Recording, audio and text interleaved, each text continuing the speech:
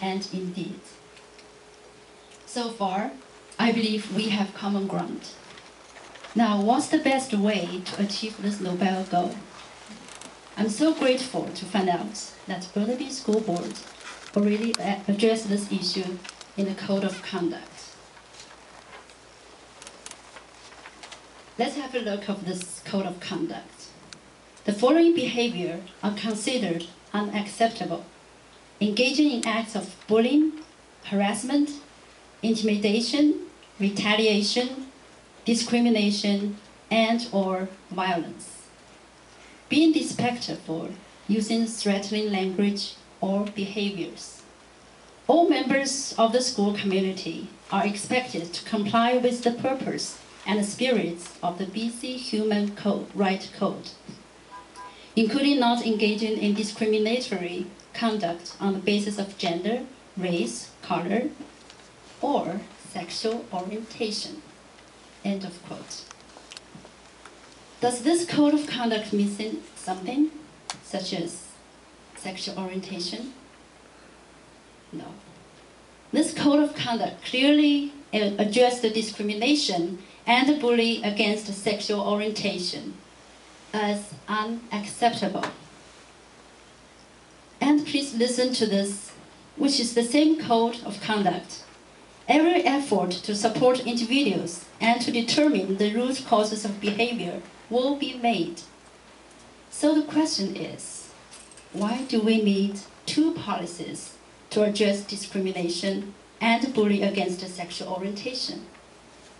Would you please show me the specific data that support here in Burnaby School District that we need to highlight LGBTQ group? Next, let's look at the policy carefully. I've learned that a bunch of people have asking for information from Burnaby School Board trustees, and they haven't got enough feedback yet. And June 3rd will be the deadline of input. So my question is, why do we in such a hurry to pass this policy without any grid? Since this policy has raised so much question and confusion from the public. For example, teachers are encouraged to embed and integrate LGBTQ issues into existing curriculum in age-appropriate ways. What kind of LGBTQ issue would be embedded in the existing curriculum? Well, there's no answer. So I did some research on BCTF's website. There's a flyer for the Day of Pink.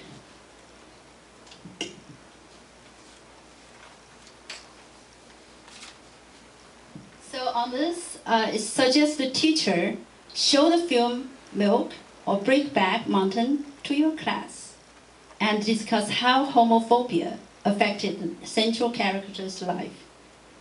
I'm told that in this film, there are graphic scenes of homosexual men having sex.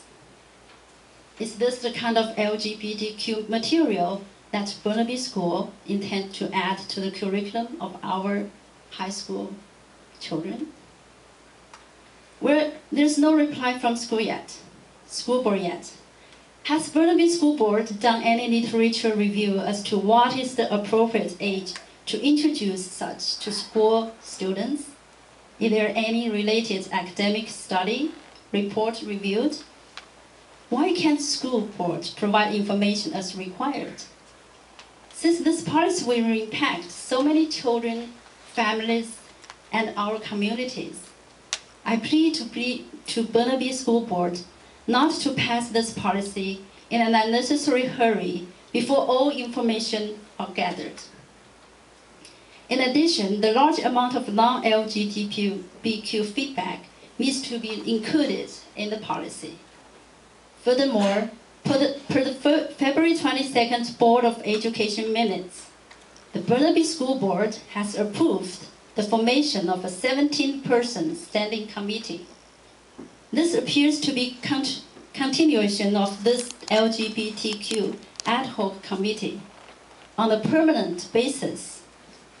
The Burnaby School Board appears to be very secretive about this committee and has not included any information about this new committee in the website's recently added background information section. As far as I can tell from the website background section, they have not disclosed information about the existence of the committee, who is on the committee, or how the members are chosen. The terms of reference suggest a strong agenda to continue to implement further curriculum changes, complete with goals, an action plan, and a schedule.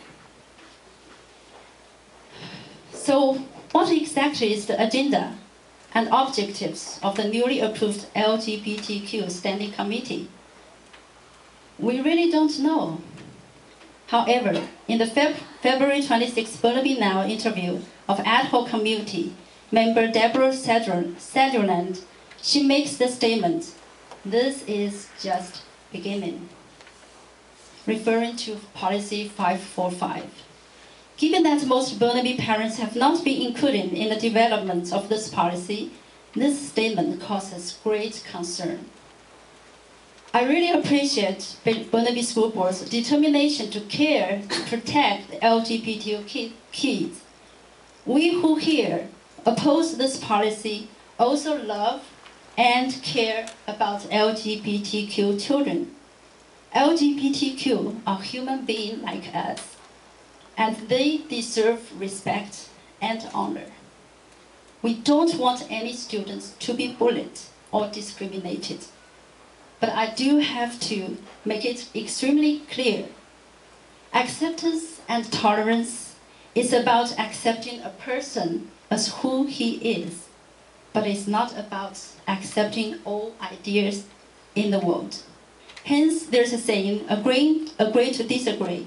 Understanding this, we can always live happily with people who share different views with us. We need an open and transparent discussion between BSB, students, parents, and expertise in education as to how to implement the Code of Conduct. There is a very excellent article in the Burnaby Now by Ben Sabarin, a retired school teacher, in the May 18th issue, titled, "New Policy Has Weakness." I'm not sure whether any trustees have read this article or not. It's really, really very it's neutral idea, and I want to quote some of them. To develop policy and curriculum to affirm behaviors that are morally or religiously unacceptable or questionable contradicts the multicultural and race relation policy number 640, in which the board approved the goal of promoting positive human interactions, including interactions which are free from divisive attitudes based on race, ethnic roots, national origin, or religious affiliation. There is a danger that anti-bullying policies and curricula will discriminate against religious students who believe that homosexual behavior is morally wrong. End of quote. Schools have the responsibility to provide a safe and secure environment for all students. It's wrong to adopt policies that make inherent judgment towards people, regardless of their idea towards what they prefer. Otherwise, it's against teachers' ethic and against Policy 640. Reading this policy as it is, it can be used to label people who hold the concept of the family as founded on the lifelong commitment of one man and one woman to one another in marriage, and on their commitment to the welfare of their children as perpetuate negative stereotype and is dangerous to individuals and communities. Dear Chair, Trustee, and friends, this is discrimination. Okay, since only 1 minute, I would like to end my presentation by appealing to the Burnaby School Board. Please create a policy that encourage all children to show respect to the LGBTQ community, and similarly encourage respect of all ethnic, cultural, and faith-based students. As per the universal accepted golden rule, we need to teach our children to love their neighbors as themselves.